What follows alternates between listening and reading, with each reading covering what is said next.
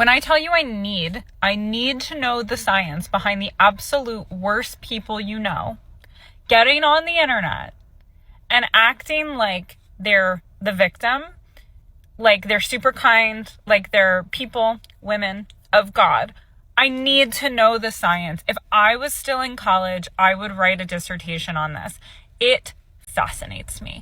I need to know what you gain by getting on the internet and presenting a narrative about yourself that is completely untrue.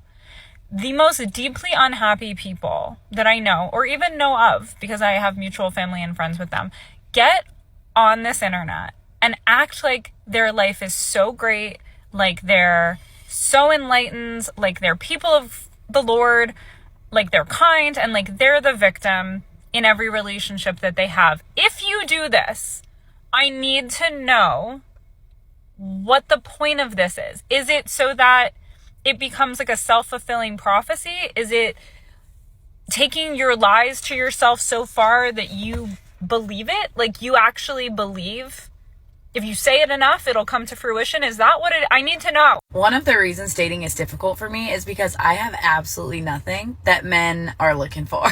At least the men I've gone on dates with. Like, they'll be like, oh, are you a good cook? Like, I love a woman who can cook a great meal. Absolutely not. Next question. I am the worst cook. Y'all, it's bad. And I don't enjoy cooking. I won't do it. I don't like it. I mean, I could, but if I did, I guarantee you're going to be wishing you didn't ask me to. A lot of the things that men in Southern California are looking for, I don't have it. What I do have is an endless supply of dad jokes. And I'll roast you probably 90% of the time. So, take it or leave it. Do I have bad taste in men, or do bad men have great taste in women? Who's paying the rent? Who's paying the gas? Who's paying the electric? On everything. Yeah, okay. Pretty much. Yeah. All the bills are split 50-50. Yes, ma'am. Welcome to The Real Cost of Love. Thank you so much for joining me. My first question is, how long have you guys been a couple? About a year and a half now. We just actually moved in together. If you guys don't mind me asking, how much do you make for a living? Like how much? I just broke the 6-figure mark. And how about you? I'm slightly below that. Okay, yeah. Period. Have you guys done a vacation yet? Yeah, we went to London, actually. We split that too as well. So 50-50. Yeah, flights and everything. Okay. Just to make it easy and affordable, so. How does typically date nights go? Is that also 50-50? Date nights, it's more usually me that pay for it. Yeah, treating her. I get dessert. Yeah. Okay. She gets dessert. I pay for the dinners. Okay. And if you could guesstimate about how much have you spent on her in the course of your relationship? I'd say $3,000 to $4,000. Yeah, for just vacations, going and doing fun events around DC, going to dinners. Christmas and stuff. Yeah, Christmas. How much have you spent on him? I'm gonna say $2,000. 2,000? Okay. And if you could, what is the real cost of love? What is your yearly allowance for love? I personally don't put a limit on it. So the real cost of love is priceless. Yes, of course. Well, thank you guys so much for being on. And the funny thing about it is that women were still in the comments telling her to run. This perfectly balanced relationship, they were telling her to leave. What do modern women want? The man is making 6 figures. He looks like he's over 6 foot, looks like a nice guy, clean, upstanding, goes on vacations, doesn't put a price on love, treats her, spends more money on her, pays for the dates, but there's still a red flag. What else are you looking for? Show today. I don't know what's going on, or I don't know if this is just a Houston thing, but people are not dating to marry anymore. Y'all, this is literally the second guy who has told me this, and I just find it so bizarre. So when I first start talking to somebody, I want to know what's your plans for the future, what's your goals, I'm getting in there, I'm getting in that brain, okay? So I always ask somebody do you plan on being married? Do you see yourself getting married? Because if you don't see yourself getting married, our conversation is over. We have nothing else to talk about, because I'm not dating to date around, I'm dating to marry. So I want to see where your head is at. I kid you not, this is the second man that has told me this. This man said, yeah, I'm dating to marry. I see myself getting married in the future, but I know my wife is not in Houston. So if your wife is not in Houston and I'm in Houston, is the wife in the room with us? Like, I'm confused. Like, what are you talking to me for then? Like, I'm so confused. Like, so you thought you was finna get you some coochie? That's what you thought this was? Like, I'm not a coochie giver upper. This is not that, and that'll never be this. So if you're not dating to marry, what are you talking to me for? Like, I just be trying to figure out what be going through the heads. Like, I don't understand. Just because we're fighting and I tell you to leave me alone does not mean you shouldn't be texting me. Because if you don't give me a chance to ignore you, it's just gonna make me more mad. Y'all know what's crazy about praying for a good man is that when they actually come, why we ain't never ready for them? Like, we go through the heartbreaks, the ups and downs, the cheating, the infidelity, you name it.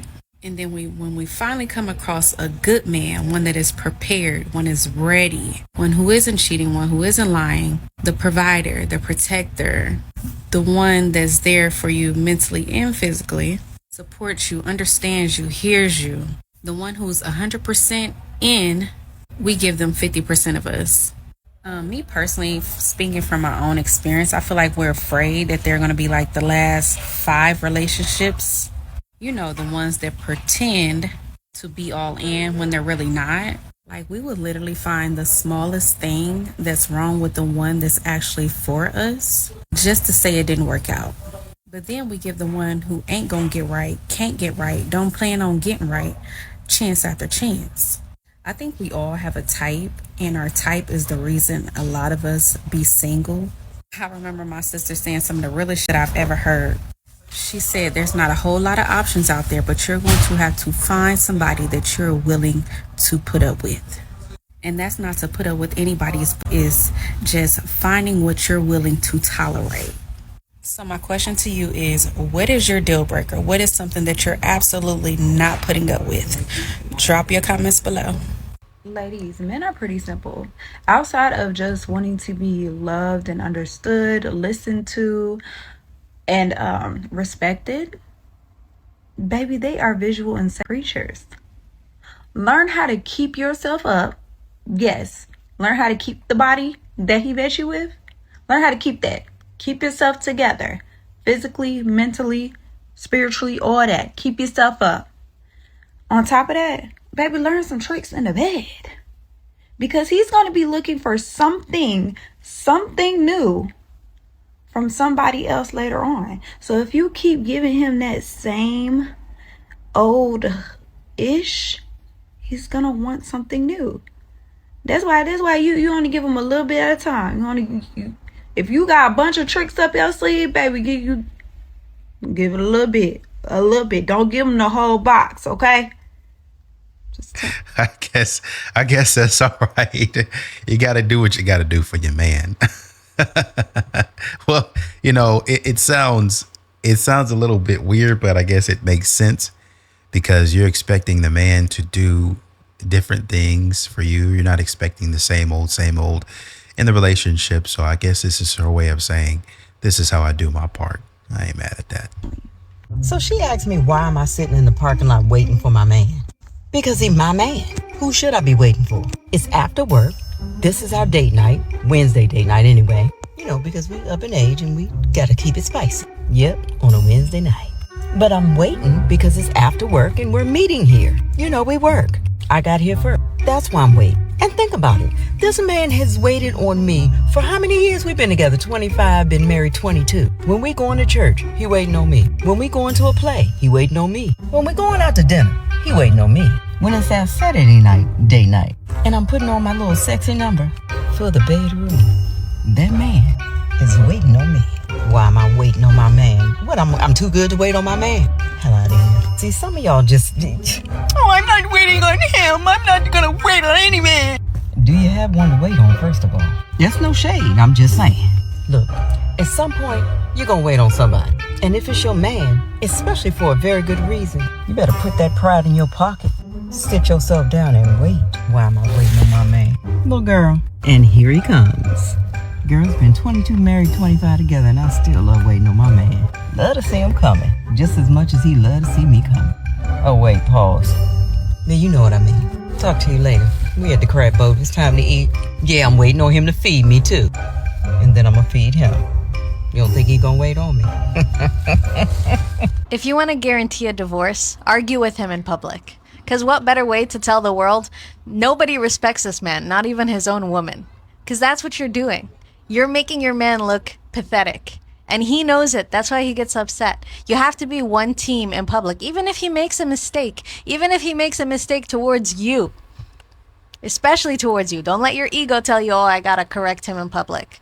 Talk to him in private afterwards, and that's how you'll save your marriage. That's good. I definitely agree with that. I do want to go back to what the lady said, and I'll actually scroll back there so you can understand what I'm talking about. This lady right here that talked about, when you're ready for a good man, and when a good man comes up to you and you're not ready for him. I do get the fact that a lot of times we're in a mode and a pattern of behavior about things. And so when somebody comes along and they look similar to what you've been getting, then it's kind of hard to differentiate. I get that. But I think it takes actual healing, not the type of healing that a lot of modern women talk about when they say, well, I've done the self-healing and the work and the therapy and all that other stuff in order to get to this place that I'm at. Like I said in some other videos, you've done the work to get out of the dark stages. That really, if you're going to be in a relationship, is half the battle. The other part of the battle is being able to not only survive, but thrive. Okay, I'm out here in the dating arena. I'm looking for a man. He needs to have this, this, this, and this. But now knowing what I know, this is what a man who is faking it is going to exhibit. And if I can't tell the difference, then I'll say, hey, I got a question about this. Hey, why don't we talk about this and that? And you just talk about it and you listen intently to the answers, right? Obviously, in a lot of different situations, you can still be conned, but I don't believe that there are this many women out there being like conned out of their draws. Like just smart women, capable women, completely overtaken by some bum that the man that they're calling a bum. Not gonna happen. So I get where you're coming from, but at some point in time, when the guy shows up, that's sometimes that's healing that you didn't even know was going to happen, that you didn't even know was there. You still have triggers that you didn't even know were there. So you got to allow that man to help you through that. And you say, okay, let me stop myself because I'm accusing you of something that somebody else did. Especially if you've been married, especially if you've been engaged, you're going to have that and you're going to feel like somebody actually betrayed you, and anybody could betray you at any point in time. And if you feel like that, you don't need to be dating, quite honestly. If you have that fear that somebody's going to do that to you, you need to go sit it out. You need to go have a seat, to be honest with you. Don't talk about no man doing anything. Just don't do it.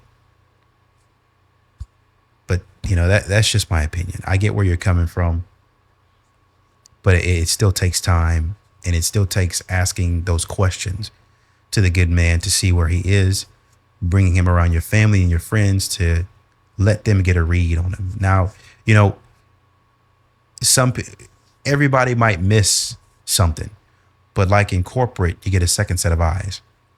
And if it's really important, you get a third and a fourth set of eyes. Second and third checks in. You go back over it, right? Because this is a decision and it's really important. And I want to make sure that that sort of thing.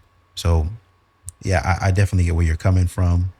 And I would say, just over time, if he's a good man, the one that you prayed for, allow him to show up for you. Allow him to help you through whatever you got going on. And you do the same for him. And there's no, oh, well, I did this for you. And, I expected no throwing accomplishments in each other's face. That's not going to work. And that's not fair. But anyway, that's just my opinion. Until the next video, I'm out.